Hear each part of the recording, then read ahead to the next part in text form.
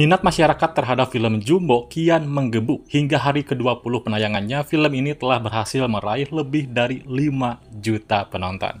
Ya, dengan capaian ini, Jumbo berhasil menyalip Pabrik Gula sebagai film lebaran 2025 dengan jumlah penonton terbanyak. Momen libur panjang Hari Raya Idul Fitri benar-benar dimaksimalkan oleh publik untuk menikmati film animasi tersebut di bioskop. Kesuksesan ini tidak lepas dari dukungan luar biasa oleh para penonton.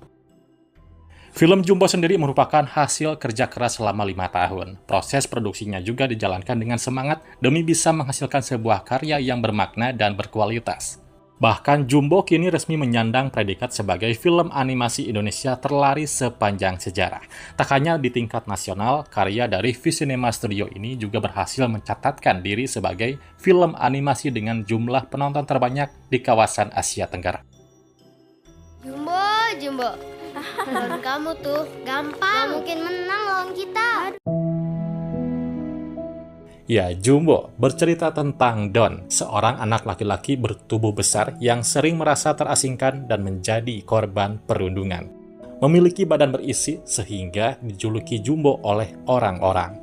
Don sebenarnya tidak menyukai nama julukan itu, namun dia tidak bisa berbuat banyak dan membiarkan orang-orang memanggilnya Jumbo.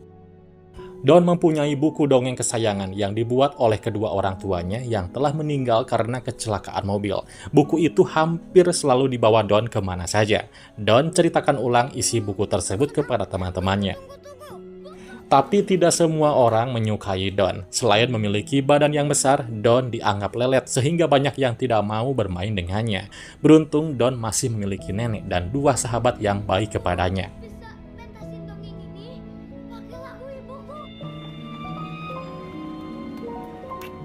Kedua sahabat Don adalah Mae dan Nurman. Latar belakang keluarga mereka bertiga cukup mirip, yaitu tidak memiliki orang tua lengkap, sehingga membuat mereka bisa saling bersimpati satu sama lain.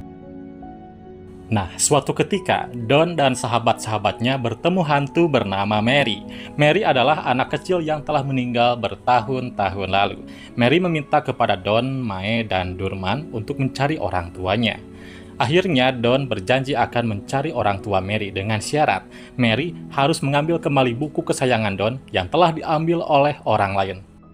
Melalui petualangannya bersama Mary, film ini mengajak penonton untuk memahami betapa pentingnya menerima diri sendiri, keberanian, dan nilai persahabatan sejati.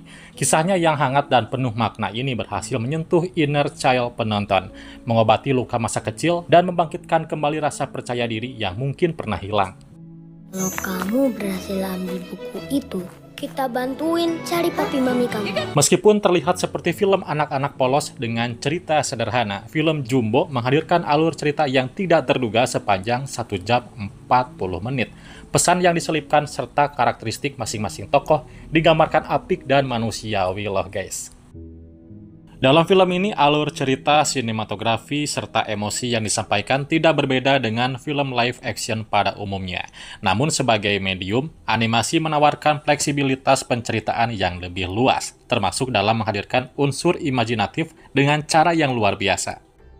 Struktur penceritaan memang jadi salah satu elemen pertama yang mencuri perhatian. Alur ceritanya disusun rapi. Film ini membawa penonton ke dalam perspektif anak-anak yang seringkali mengalami kehilangan tetapi tetap punya cara untuk melanjutkan hidup. Keberanian Jumbo dalam mengangkat tema ini terasa autentik dan relevan. Meskipun dikemas dalam bentuk animasi yang seringkali dianggap ringan, film ini justru berhasil menampilkan emosi yang mendalam. Dari perasaan kesepian, amarah, sedih, semuanya dikemas dengan narasi yang menggugah dan mudah dipahami oleh berbagai usia. Hal ini mengingatkan kita bahwa animasi bukan sekadar hiburan, tetapi juga medium bercerita yang mampu menyampaikan pesan-pesan penting. Kalau kita menang, aku gak bakal diledekin Jumbo lagi. Salah satu kekuatan utama film ini adalah bagaimana dia menunjukkan bahwa tidak ada satu cara yang benar untuk menghadapi duka. Setiap anak memiliki cara-caranya sendiri dalam menavigasi perasaan kehilangan, entah melalui imajinasinya, pertemanan, atau bahkan keheningan. Nah, kemudian dari aspek animasi, Jumbo tampil memukau dengan detail yang kaya. Penggunaan warna yang cerah menciptakan suasana hangat. layaknya dongeng sebelum tidur. Setiap adegan dikerjakan dengan cermat, mulai dari tekstur kain, rambut, kulit, dan lainnya. Secara gaya, animasi Jumbo memiliki kemiripan dengan film-film Pixar, tapi tetap mempertahankan sentuhan khas Indonesia dengan eksekusi yang menarik.